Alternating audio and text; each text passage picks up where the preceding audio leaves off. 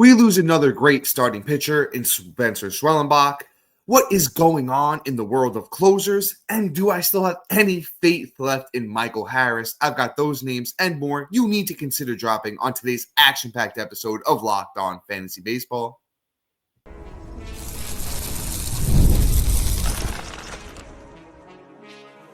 You are Locked On Fantasy Baseball, your daily fantasy baseball podcast. Part of the Locked On Podcast Network, your team every day.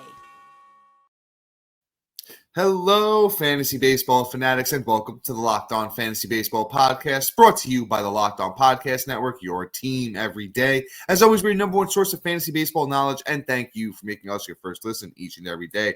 I'm your host, Dominick Martino, riding solo today, as you can see if you're watching on YouTube. And if you are watching on YouTube and you haven't already, hit that little bell below. It's going to subscribe you to the channel and give you notification every time we drop a new episode.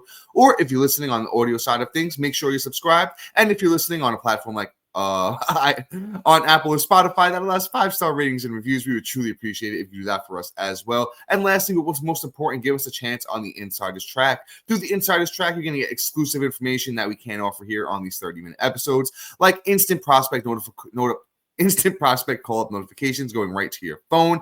And when we do our waiver wire episodes, we're going to rank those guys for you and tell you how you should prioritize them when you're picking them up. And today's episode is brought to you by Game Time. Download the Game Time app, create an account, and use the code LOCKEDONMLB for $20 off your first purchase. And all right, folks, it's the end of the week here. We're doing guys that you need to at least consider, at the very least, dropping from your teams. And this first one's a tough one for me, man. I was all over him this offseason, and, I was drafting him where I could. It is Spencer Swellenbach, starting pitcher of the Atlanta Braves. And unfortunately, he has just gone down to a fracture in his elbow. Listen, it doesn't really seem like he's going to pitch again this season. If you play in a redraft league, I would highly consider dropping Swellenbach, especially if you don't have the room on your IL. And even if you play in a league with 3-4 IL spots and you got 3/4 of those filled, or 2/3, however many IL spots, if you got majority of them filled, it's going to be tough to hold on to a guy like Swellenbach. And keeper and dynasty, I'm definitely holding on. Swellenbach was having a breakthrough year this season. In 17 starts, Swellenbach had 7 wins, a 3.09 ERA, a 0.97 WHIP, 110 innings pitched, and 108 strikeouts. And he had been rolling into form over his last 4 starts where he had been super dominant, 3 8 or more strikeout games. He had gone at least 7 innings in all of those. And then even if we push it back to his last 7 starts, but there was two more 11 strikeout games in there, Swellenbach was just developing into the ace that a lot of us in the fantasy baseball community thought he could, including myself. I had Swellenbach ranked very high, had him in most of my important leagues, so he's going to be a tough spot to fill here. We've lost a lot of great names this season already. Corbin Burns, Cole Reagans doesn't look like he's doing too well. Just a lot of big names have gone down to injury. I know Hunter Green's on his way back, but another big name, Shane McClanahan, a bunch of setbacks this year. So starting pitching has been tough. And with Swellenbach going down, man, if you're an owner like myself, it's really tough and unfortunate. The situation that it leaves us in right now when it comes to starting pitching. But like I said, on the drop of like a Tato meter, Swellenbach's probably like an 8 for me. If you're not playing in dynasty or keeper, or if you happen to have 4 IL spots and you got 3 open, I guess you could stash Swellenbach. Maybe he makes a late season comeback and helps your team down the stretch in a playoff push. But for the most part, man, in those redraft leagues, it's going to be tough to hold on to a guy like Swellenbach, even as good as he has been this season. Let's move on to somebody, different situation here, and he might hold the title for most times on this episode this season. It's Kevin Gausman, starting pitcher of those Toronto Blue Jays. And man, listen, I've been a Gausman guy like once or twice my whole fantasy baseball career. Just always, and I missed him on the good seasons, I'll say that. But you know what? On the year, Gausman, 17 starts, 6 wins, a 4.18 ERA, a 1.11 WHIP, 99 innings pitched, 93 strikeouts. His next start's against the Angels, so I'm probably at least holding Gausman for that one. But for the most part, man, he's been really bad, since the start of June. Only one good start since then. It was 2 starts ago on June 26th. But it came against Cleveland. Cleveland has been playing well. Even Jose Ramirez has been struggling over there of late.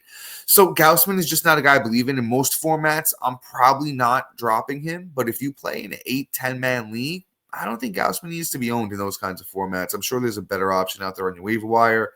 Gausman's 89% owned on Yahoo. Once again, too highly owned for a guy like me. I just don't.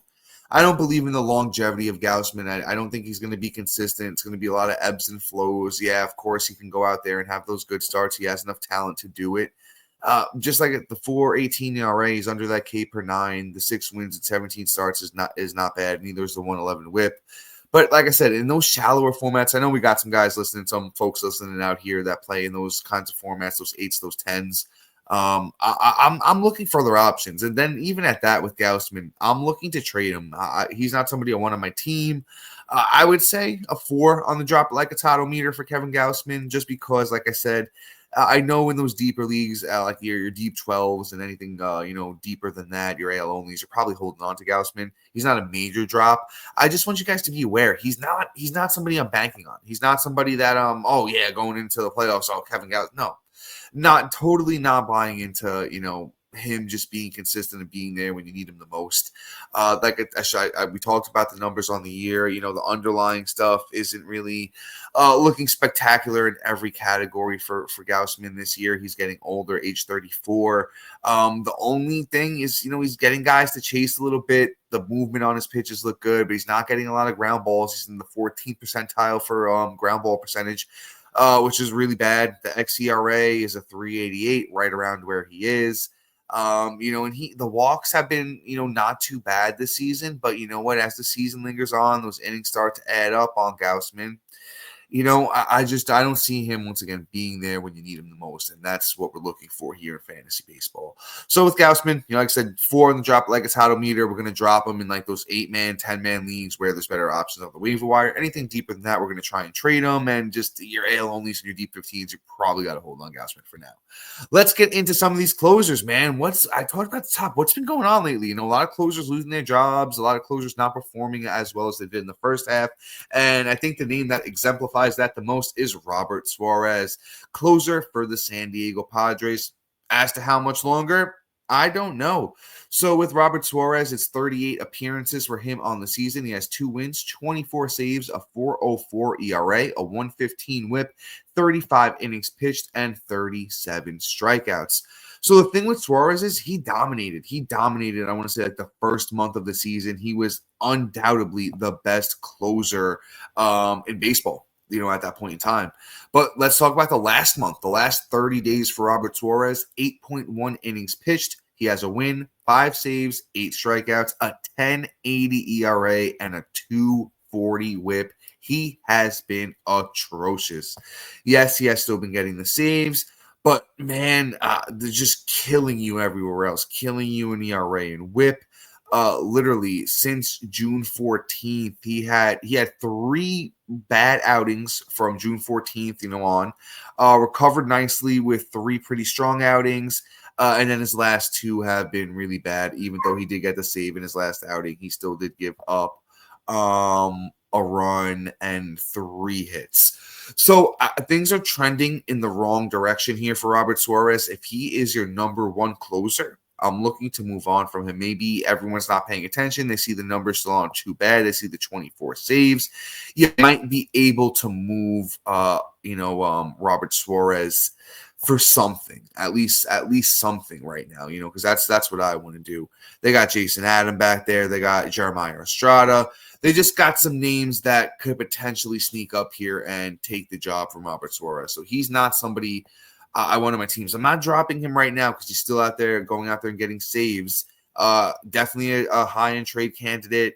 Somebody that, like I said, if he's your number 1 closer, I'm scouring that waiver wire. I'm trying to pick guys up, just to make sure I'm going to be able to get saves. Because otherwise, I don't think Robert Suarez holds on to this job all the way to the end of the season. That's my prediction here. So on the drop like a title meter, once again, probably going to give him about a 4, maybe 4.5, because I'd be more likely to drop Suarez than Gausman. In situations where I have other closers, if he is your only closer, you're not dropping him at all, at least until you can secure up some more saves. All right, guys, I do have a couple more former closers coming up, and then we're going to get into bats. What are we doing with Michael Harris, Stephen Kwan, and Austin Wells? Those names and more coming up next. And all right, guys, I want to talk to you about my friends over at Game Time. Summer sports are in full swing, and whether you're all about baseball under the lights, golf on the green, or high-stakes soccer action, FanDuel is the best way to make every game even more exciting. You're already following the action. Why not make it a little bit more thrilling? With FanDuel, you can get in on the game while your friends are getting sunburnt at the beach. Come on, man. You got to be better than your friends, right? That's always the name of the game. I've been using FanDuel to track my favorite matchups, and the app keeps it fresh with new daily promotions and fun ways to bet. It's easy to use, fast to pay out, and makes every regular season game feel like must-watch events. Whether I'm placing a same-game parlay or watching a bet ride into the ninth inning, FanDuel makes it feel like I'm part of the action. New to FanDuel, new customers can bet just $5 and get $150 in bonus bets if your first bet wins. Open the FanDuel app today or visit FanDuel.com/lockedon to get started now.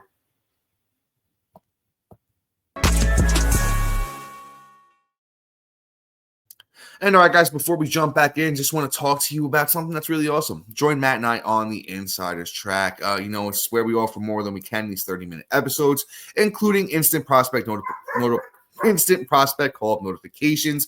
When Roman Anthony, Chase Burns, Jack Haglione, all these other guys got called up. Matt and I had you, there before pretty much anybody else, so you were able to pick those guys up before anybody else in your league. And then when we do our waiver wire episodes, we're going to rank those guys for you, give you some key stats, and, tell you why you should be picking them up in the order that we have them ranked in. So once again, join us on the Insiders Track. The link is in the bio wherever you're listening, watching, and it's available on any of our social media platforms. And all right, guys, let's keep it going here. Let's keep talking closers. This one's a little bit odd to me. Ryan Walker of the San Francisco Giants, still over 60% owned on Yahoo. Man, when I saw that, I just didn't get it. He's been having a really bad season. Kind of been going back and forth a bit with Camilo Duvall for that closer's gig, but he hasn't closed out a game in a long time, man. It's been a while. Actually down to 63% owned on Yahoo for Ryan Walker. It's a 4.64 ERA on the year with a 1.15 whip, 33 innings pitched, 30 strikeouts, 10 saves. Honestly, a 10. He's a 10 on the drop at like a Tato meter for me. Honestly, I don't really play in any holds leagues, so I don't think Walker is still the setup man over there. I know they got what's his name?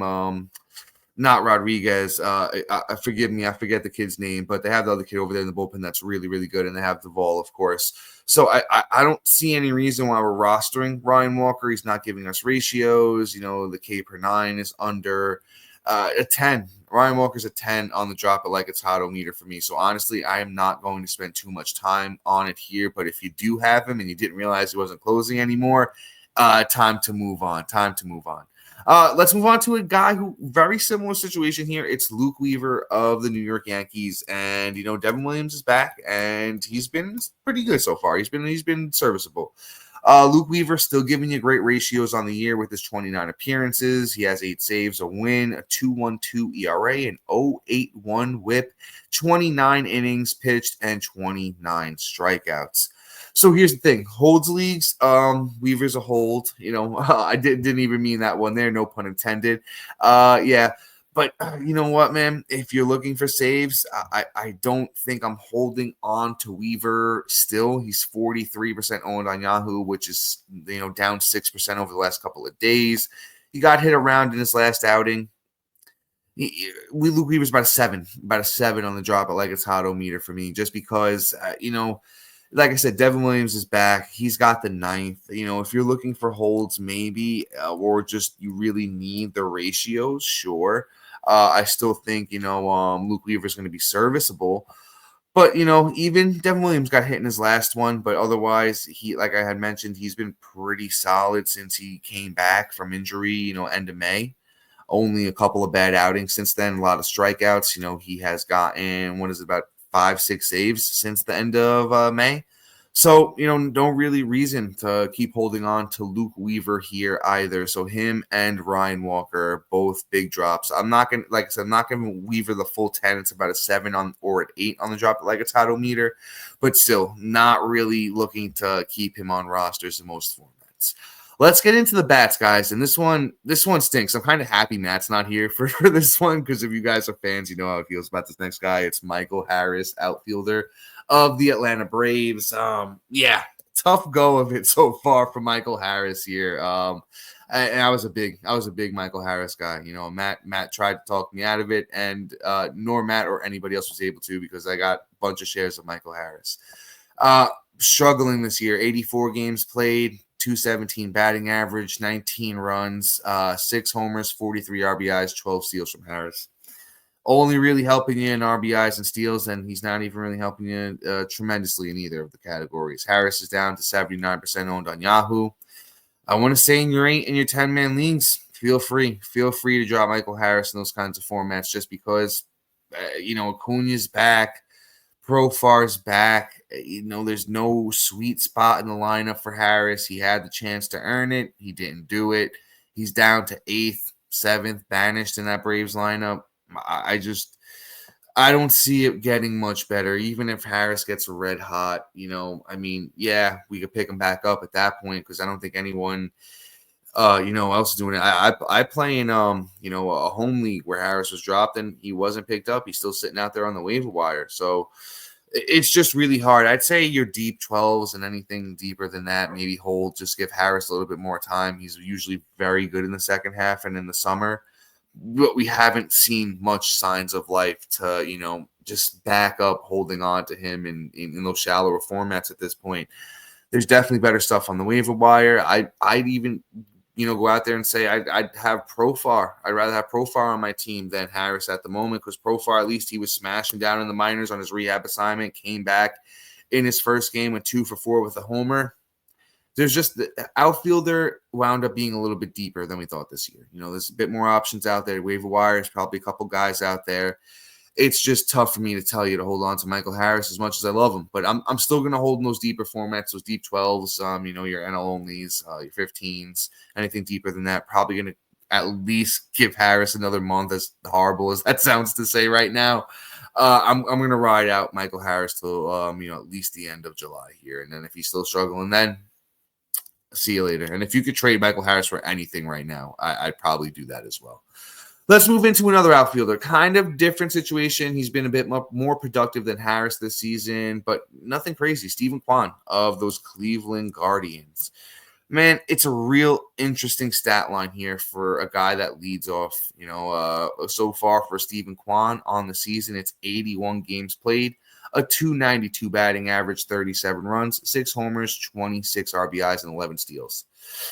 Michael Harris was, what did I say, 78% owned, 79% owned. Steven Kwan's 91% owned. Unless you're desperately in need of batting average, man, I don't get it.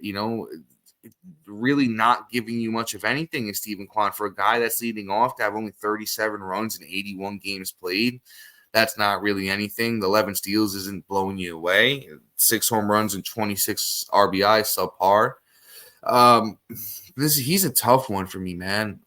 I want to give him a 6.5 on the drop it like a title meter. In those roto leagues, Steven Kwan's going to be more valuable, but in your basic head-to-head categories league, which is what Matt and I specialize in over here at Locked On Fantasy Baseball, I just don't really see a reason. I don't get it unless you desperately need the batting average that he's providing, because in 292 batting average over 81 games is awesome. That's awesome, but he's subpar in every other single category, man. I wouldn't want to have him on my team. I'll tell you that much. I play in a lot of leagues, and if Steven Kwan was dropped, he would not be somebody I'd be going out there and picking up. Walk to strikeout ratio is good. So in your points leagues, Steven Kwan's still going to be more valuable. 29 walks to 29 strikeouts on the season for Kwan. So we're probably going to hold on to him in those points leagues because, he's helping you out a lot there. And then he has 18 doubles on the season as well. So that's really nice. Actually he has topped his total from last year, and he has played 40 less games. So Points leagues, Kwan is we're still gonna hold on to him there, but everywhere else, man, like I said, Stephen Kwan's about a 6.5 on the drop, like a Tato meter for me. Let's keep things pushing. Let's get into the New York Yankees segment of this podcast. If you guys didn't know, I'm a Yankee fan, live out here in New York, so it's always tough to talk bad about my Yankees. But Paul Goldschmidt, man, he's been riding the struggle bus of late, having a really tough time. Another player who started off the season pretty hot and has just really stumbled and bumbled along the rest of the way. It's still a 286 batting average for Goldschmidt on the season through 83 games and 304 at-bats. He has 50 runs, 18 doubles, 8 homers, 32 RBIs, and 5 steals. Those numbers look good on the surface, but he's been struggling of late. I'll give you the numbers on the last month for Goldschmidt here in a second. But it hasn't been a good go of it. And he's another guy that I'm getting real close to, dropping. Over the last 30 days for Goldschmidt, it's been 12 runs, 2 homers, 4 RBIs, and a 170 batting average. It's the runs are nice. The power's not blowing me away. Neither is the steals or the RBIs. He has been hitting a little bit of late, in his last couple of games, multi-hit games for Goldschmidt. But in first base, another position. A lot of guys showed up out of nowhere this year, and it's been deeper than we thought. So with Goldschmidt, probably like a 5 on the drop at like a Tato meter for me in your shallower leagues, your 8s, your 10s, if you're holding there. I would definitely, at least be looking to move on, because I think there's going to be a lot better options out there on your waiver wire. Even if you look on the year, Goldschmidt is the 13th first baseman ranked. And he's 85% owned. Torkelson's 80% owned. Torkelson's got 18 home runs already and 52 RBIs. Rather have him on my team. Michael Busch surprisingly ranked higher than Goldschmidt with his 14 home runs, 50 RBIs, 281 batting average. So there's guys out there on the waiver wire that, are way less owned than Goldschmidt that I'd prefer. Even not that I prefer him, but Nathaniel Lowe, who's 48% owned, who has 37 runs, 13 homers, 58 RBIs, 233 batting average. Ryan O'Hearn is another one, batting 294 on the year with 11 homers, 3 steals, 34 runs. First base has just gotten a lot deeper. And then I'll even throw in Alec Burleson, who's hitting 291 with 37 RBIs, 10 homers, and 3 steals. There's very Paul Goldschmidt-esque guys out there that are performing arguably better than him.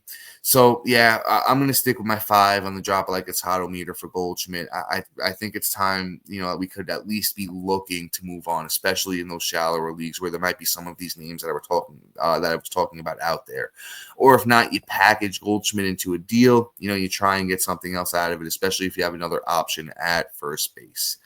Let's go from the first base position over there with the Yankees to the catcher position. We're gonna talk some Austin Wells, man. I don't know, man. These Yankees really were hitting at the beginning of the season. A lot of them have been struggling of late. Austin Wells was dealing with a little bit of an injury of late with that finger. He's back in the lineup as I'm recording here on July 3rd. But you know what? He hasn't even been playing every day. They've been sitting him here and there. Only 11 home runs on the season for Wells through 70 games with a 214 batting average, 26 runs, 45 RBIs, and 3 steals. RBIs are solid, but he's not helping you really anywhere else. And over the last 30 days, Austin Wells has 6 runs, 2 homers, 13 RBIs, and a 219 batting average. It just hasn't been good for Wells. Hasn't really been good for him of late. I'd say this, catcher has been better than we thought it was going to be, but I know we've been dealing with injuries at the position. I know Ivan Herrera's gone down. It's just been not a super easy go of it. Wilson Contreras day to day. So you might not be able to go out there and find like a crazy better option at the moment, but even somebody like a Drake Baldwin, who's 15% owned, that has 165 at-bats on the season, 9 homers, 26 RBIs, 273. I prefer Drake Baldwin over Austin Wells at the moment. Even a Dylan Dillinger, who plays for Detroit, if you're not familiar with him, has 8 home runs, 34 RBIs, 270 batting average through 225 at-bats. He's 11% owned. Another guy, arguably, just as useful as Austin Wells at the moment. But guys, with that being said, I got Nolan Arenado and a couple of more names that you guys need to consider dropping for your fantasy baseball team coming up next.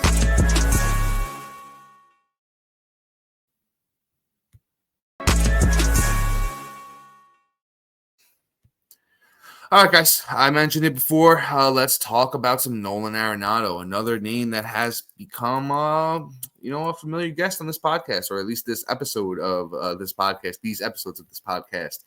Arenado on the year, 80 games played, 247 batting average, 38 runs, 10 homers, 41 RBIs, and steal. Third base, been a little bit tougher. Nolan Arenado, getting a little bit older. He hasn't been as bad as some of the other guys that we've talked about over the last month. Actually been doing a little bit better. 14 runs, 4 homers, 14 RBIs, 286 batting average. But I just don't know what we're really hoping for here from Arenado. Even a 4 home run month is okay. The counting stats have been a little bit better, but he's kind of going to go as this Cardinals team goes.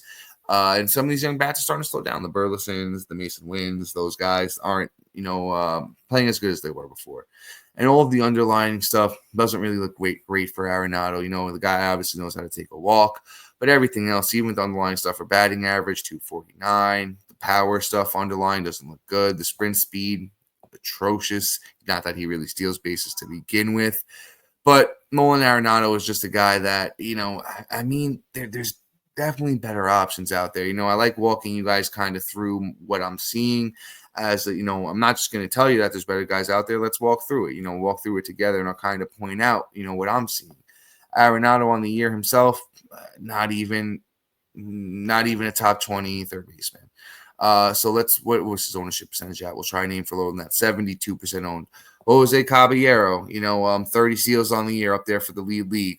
Only 28 runs and 24 RBIs, 227 batting average. But you know what? He's stealing a bunch of bags. If you need the steals, I'd rather have a guy like that. Once again, Caballero is only 24% owned. Javier Baez, 36% owned. He's an all-star. 39 runs, 9 homers, 36 RBIs, a steal, 284. I'm taking him over Arenado. Even as Zach McKinstry with his 42 runs, 10 steals, 290 batting average. Take him over Arenado. Only 48% owned. Not sure if I said that, but if I did, I'll say it again anyway. So, there are other guys out there who, are having a better year than Arenado that are way less owned. So I would go out there and make those moves, if I was you guys. But guys, you know what? I'm probably going to call it about here. We truly appreciate our everydayers and new listeners for, making Locked On Fantasy Baseball your first listen each and every day. It means a lot to us that you guys listen. That lets Matt and I, do this. It's always been a dream of ours to be able to come here and, just talk some fantasy baseball with you guys. And you know what? It's a dream come true that we can go out here and do it every day, or at least 5 days a week with you guys. And then after you make us your first listen, go and check out our boy Sully over at Locked On MLB. We do our fantasy baseball thing over here. Sully does his, regular MLB thing over there. Does a great job of covering the league. Love listening to Sully's podcast. Once again, that's Locked On MLB. But guys, that is pretty much all for today. Once again, please be sure to like, subscribe, comment, rate, and review. And once again, love you everydayers and new listeners making Locked On Fantasy Baseball your first listen each and every day. So guys, until next time, see ya.